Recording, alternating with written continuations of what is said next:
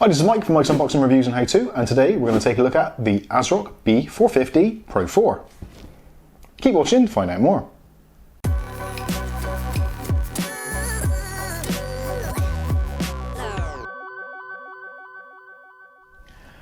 Okay, so today we're going to be taking a look at the Asrock B450 Pro 4. Now this is a mid-level board. I wouldn't class it as budget, and I wouldn't class it as enthusiast, but it's in that really nice little place just in between the two. So it's not going to break the bank, but also it's going to give you some great features. So, as is tradition on an unboxing channel, let's take it out of the box. So we get the usual suspects, set of SATA cables, I/O shield, installation CD. Do we need these anymore, really? You get a leaflet telling you how to install RAM. Definitely a good one for you, Ed, if you're watching. We also get two M.2 PCI Express type drive screws. Very handy. You get a monster of a installation manual, so shouldn't be any problems there. And we get the board itself. So on first inspection, this board has a lot of features.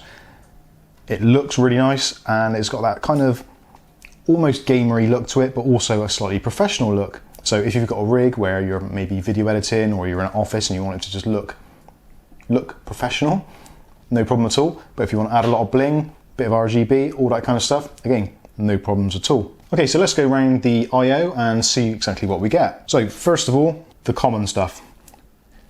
PS2 ports, couple of USBs, VGA out, HDMI, DisplayPort, nice to see. USB 3.1, Type A and Type C. USB 3 ×2 and another USB 3 ×2, and a gigabit Ethernet port. Gigabit Ethernet supplied by the Realtek RTL8111H chipset, for those of you that are interested. Moving down to the audio, 7.1 supported audio from the ELNA audio. So that's the I/O out of the way. Pretty decent setup. Moving around to the board itself, so at the top we've got a 8-pin CPU connector, which is really nice to see. We've got a 9-phase VRM, so it's a 6+3 setup. Also, which is really nice to see at this price point, which you don't always get, there's some really nice beefy heat sinks for those VRMs to keep things nice and cool. So although the B450 chipset is an overclocker, obviously not quite as good as the X470, but still, you've got heat sinks there, so there's no reason why you can't dabble in a little bit of overclocking. Moving around at the top, we've got a AMD CPU fan RGB connector. We've also got the CPU fan header and an additional fan header or water pump header. So if you're using an all-in-one type cooler, all the connections are there ready and waiting. RAM-wise, 4 RAM slots supporting up to DDR4 3200 from the spec with an overclock, although you can overclock this a little bit higher in the BIOS should you wish to. Again, this is a mid-range board, so are you going to be spending a lot of money on expensive high-speed RAM? Possibly, but probably not. Moving down through the side, you've got a 24-pin power connector, USB 3 for front ports, 2 SATA ports, which support RAID 0, 1 and 10.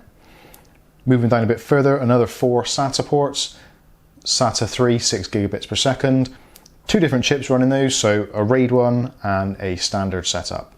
A really nice heatsink on the south bridge or I/O bridge. And moving down to the bottom is where we've got a load more connectors. So we've got our I/O ports, we've got more fan headers, another 2. So that gives us 5 ports in total. Addressable RGB, 2 USB headers, a COM port header if that's your thing, another RGB header, a TPM connection, and your HD audio connection for your front panel. So let's take a look at the PCI Express. So we've got PCI Express, PCIe 2, got 4 connections, and also PCI Express 3, got a 16 times slot there and there, although in use, if you're using both at the same time, that's going to be a 16, that one's going to be a 4. So you could run a Crossfire or SLI setup if you wanted to, but again, this board is at that kind of price point where it's unlikely you're going to be using 2 graphics cards at the same time, but if you want to, the option is there for you. So other features we've got an Ultra M.2 slot, so that's PCI Express times 4, Gen 3. So if you want to use a M.2 drive, you can do that there. There's also another M.2 at the bottom, supporting the slightly slower speeds. We've got an additional fan header, so for your rear mounted 120mm fans or whatever it may be. but overall a pretty nice feature set. Now for me particularly, this board covers a lot of bases. As you've seen, lots of I/O, lots of options, a full-size board, and also the price-wise. I managed to pick this up off Amazon for £70.25, which is a fantastic price. The normal retail price on Amazon for this is about £79.99. So a very, very nice price point. Budget boards can cost you anywhere between £50 to £60. A decent high-end board, or even the MSI versions of the B450 chipset, you can be looking between £80 to £100. So this fits in a really nice sweet spot for me. Price-wise, save a little bit of money, but still retain a lot of features. Now, particularly things like the RGB, it supports Asrock polychrome RGB, so you can take control of your lighting through the software. And the fact that you've got regular RGB and addressable RGB gives you a little bit of future proofing should you wish to go down the addressable route. So looking at CPU support, this will support pretty much every Ryzen chip possible. It supports up to 105 watts CPU power.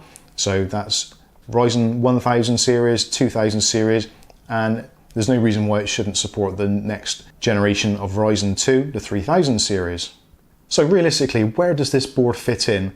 So for office users, maybe a Ryzen 3, Ryzen 5 possibly. For gamers, a Ryzen 5 2600 would be absolutely fine. Maybe if you want to go for APU with integrated graphics for some kind of workstation setup with your 3 display outputs on there, not going to be a problem. Going to be a really good base for setting up your system. So realistically for me, I'm thinking this is going to be Ryzen 7 1700, possibly a 1700X, a mid-range graphics card like an RX 580, that kind of thing, or maybe a 1060, 1070. A really good foundation for a gaming machine, video editing machine, or whatever you choose it to be. So that's pretty much it from the Asrock B450 Pro 4. I think it's a great board, a lot of options, great price point, and being an Asrock board, the BIOS is going to be a really nice BIOS, nicely laid out, easy to access, and hopefully easy to overclock if the need should arise. So that wraps things up. This has been the Asrock B450 Pro 4.